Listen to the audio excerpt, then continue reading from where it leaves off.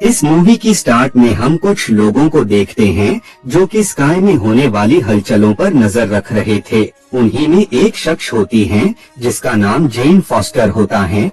वो ही उन सबको लीड कर रही थी। उसी दरमियान ही स्काई में काफी तेज रोशनी होती है और वहाँ से शख्स जमीन पर आकर गिरता है, जो कि कोई और नहीं बल्कि थोर होता है। सीन चेंज हो जाता है और अब हमें पास्ट का सीन दिखाया जाता है। हम फ्रोस्ट जायंट को देखते हैं जिनमें किसी को भी फ्रीज करने की एबिलिटी होती है। फ्रोस्ट जायंट अपनी शक्तियों का गलत यूज कर रहे होते हैं, यानी वो अपनी पावर्स से लोगों को फ्रीज कर रहे थे, जिस वजह से उन्हें रोकने वहाँ पर एसगार्ड किंग ओडिन आ जाते हैं और वो उन पर अटैक कर देते हैं। अब ओडिन काफी ज्यादा पावरफुल थे, जिस वजह से फ्रोस्ट जायंट हार जाते हैं। बाद में वो ओडिन से समझौता कर लेते हैं कि वो कभी भी उनके लोगों पर हमला नहीं करेंगे। अब ओडिन भी इस समझौते से खुश होते हैं, जिस वजह से वो उन्हें आजाद कर देते हैं। लेकिन जाने से पहले वो उनके पावरफुल वेपन को अपने पास रख लेते हैं। सीन प्रेजेंट में आ जाता है। ओडिन के दो बेटे होते हैं, थोर और लोकी। अब क्योंकि वो अब बड़े हो गए थे, जिस वजह से ओडिन थोर को एसगार्ड का किंग बनाने का डिसाइड करते हैं, क्योंकि थोर बहुत ही ज्यादा पावरफुल शख्स और अच्छा वॉरियर था। लेकिन इससे पहले कि वो थोर को किंग बना पाते, उससे पहले ही उन्हें पता लगता है कि कुछ फ्रोस्ट जायंट उनके पैलेस में घुस आए हैं और वो उस डायरेक्शन की तरफ बढ़ रहे हैं जहाँ पर उनका वेपन रखा हुआ था। इधर फ्रोस्ट जायंट उस वेपन को लेकर वहाँ से निकल रहे होते हैं। तभी उसी दरमियान ही वहाँ डिस्ट्रॉयर आ जाता है और वो उन सबको मार देता है। बाद में ओडिन अपने दोनों बच्चों के साथ वहाँ पर आते हैं और वो उस वेपन को उसी की जगह पर देखकर रिलैक्स फील करते हैं।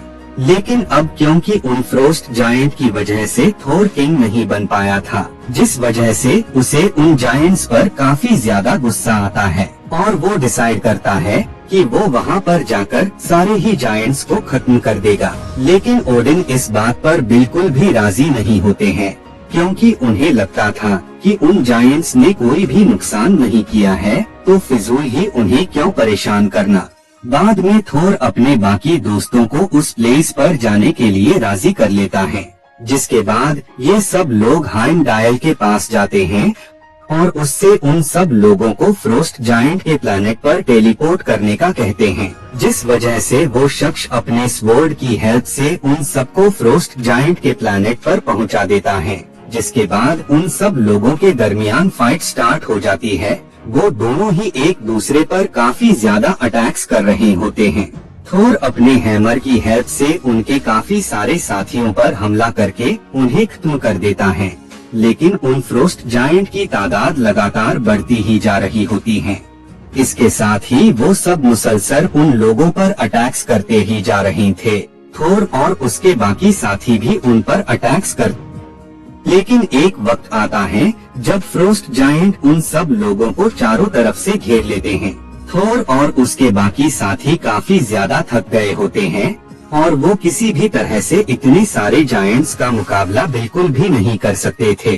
तभी उसी दरमियान ही वहाँ ओडिन आ जाते हैं और वो थोर पर काफी ज्यादा गुस्सा होते हैं, क्योंकि थोर ने अपने गुस्से के चलते उनके बीच हुए समझौते को तोड़ दिया था। बाद में ओडिन उन सबको लेकर एसगार्ड में वापस आ जाते हैं। वो थोर पर काफी ज्यादा नाराज होते हैं, जिस वजह से वो उसकी सारी शक्तियाँ छीन लेते हैं, उसका हैमर भी। हैमर में वो स्पेल्स डाल देते हैं कि जो भी शख्स इस हैमर को उठाने के काबिल होगा, तो हैमर को उठाते ही उसमें थोर की सारी शक्तियाँ आ जाएंगी। बाद में वो थोर को एसगार्ड से मिडगार्ड यानी अर्थ पर भेज देते हैं।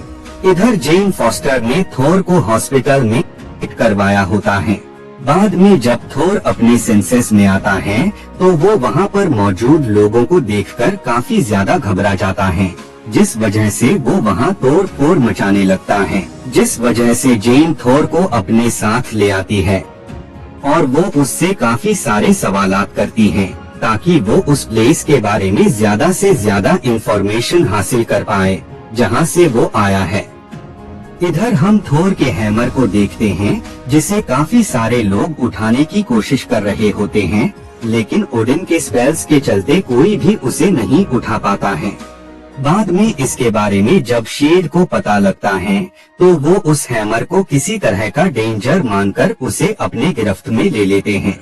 इधर एसगार्ड में हम लोकी को देखते हैं जो कि इस बात से काफी ज्यादा स्ट्रेस में होता है कि आखिर जब फ्रोस्ट जायंट ने उसे टच किया था तो उसकी बॉडी का कलर चेंज कैसे हो गया था। इसीलिए वो इस बारे में ओडिन से सवालात करता है और यहाँ हमें पता लगता है कि लोकी कोई और नहीं बल्कि उन्हीं फ्रोस्ट जायंट के लीडर का बेटा है जिसे उनके लीडर ने मरने के लिए छोड़ दिया था क्योंकि वो बच्चा काफी वीक था, जिस वजह से ओडिन ने उस बच्चे को अपने पास रख लिया था और इसके साथ ही उन्होंने अपने मैजिक से लोकी का कलर भी बदल दिया था। ओडिन की हेल्थ काफी खराब होती है, इसीलिए वो बेहोश होकर गिर जाते हैं, जिस वजह से वो गहरी नींद में चले जाते हैं।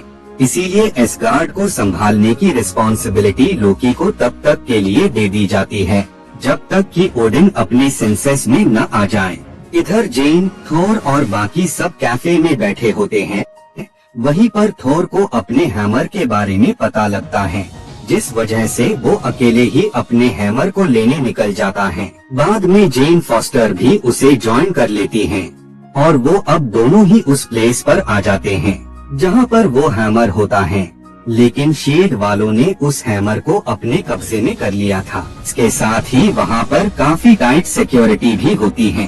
थोर को इन सब चीजों से कोई भी फर्क नहीं पड़ता है, इसीलिए वो उन सबको रास्ते से हटाते हुए हैमर के करीब आ जाता है।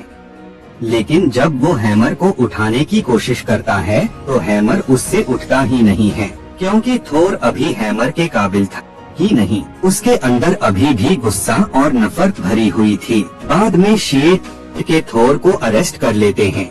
थोर से मिलने लोकी आता है और वो उससे झूठ बोलता है कि ओडिन की डेथ हो गई है, लेकिन तुम उन्हें देखने एसगार्ड में नहीं आ सकते हो क्योंकि उन्होंने एसगार्ड में तुम्हारे आने की पाबंदी लगा दी है।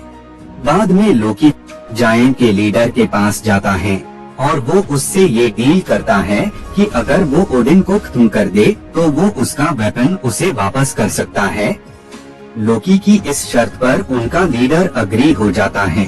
थोर के दोस्तों को लोकी पर डाउट होने लगता है कि कहीं इन सब इंसिडेंट्स के पीछे लोकी का तो हाथ नहीं है। इसीलिए वो अर्थ पर थोर से मिलने जाते हैं और वो लोकी की सारी असलियत उसे बता देते हैं, जिस वजह से लोकी उन सबको खत्म करने के लिए डिस्ट्रॉयर को भेजता है। वो लोग डिस्ट्रॉयर पर काफी ज्यादा अटैक करते हैं, लेकिन डिस्ट्रॉयर उन सबसे काफी ज्यादा पावरफुल होता है, जिस वजह से वो सब हार जाते हैं। इसीलिए उन सबको बचाने के लिए थोर खुद डिस्ट्रॉयर के पास जाता है, जिस वजह से डिस्ट्रॉयर उस पर अटैक करके उसे काफी बुरी तरह इंजर्ड कर देता है। अब क्योंकि थोर ने अपने लिए नहीं बल्कि किसी और के लिए सैक्रिफाइस किया होता है, जिस वजह से उसकी सारी शक्तियाँ वापस से आ जाती हैं और वो उनका यूज करके डिस्ट्रॉयर को हरा देता है।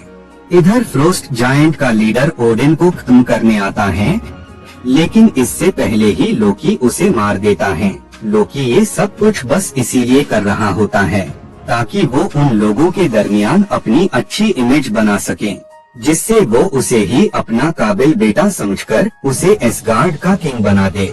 उसी दरमियान ही थोर वहाँ पर आ जाता है और वो उस पर अटैक कर देता है।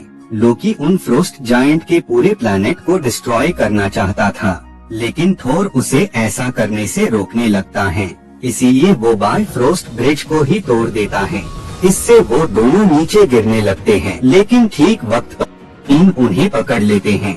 ओडिन लोकी की हरकतों की वजह से उससे काफी ज्यादा नाराज होते हैं, इसीलिए लोकी खुद ही अपना हाथ छोड़ देता है।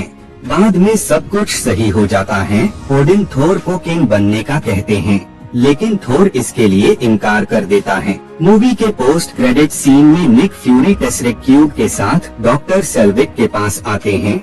वहीं पर हम लोकी को भी नोटिस करते हैं और इसी के साथ ये मूवी यहीं पर एंड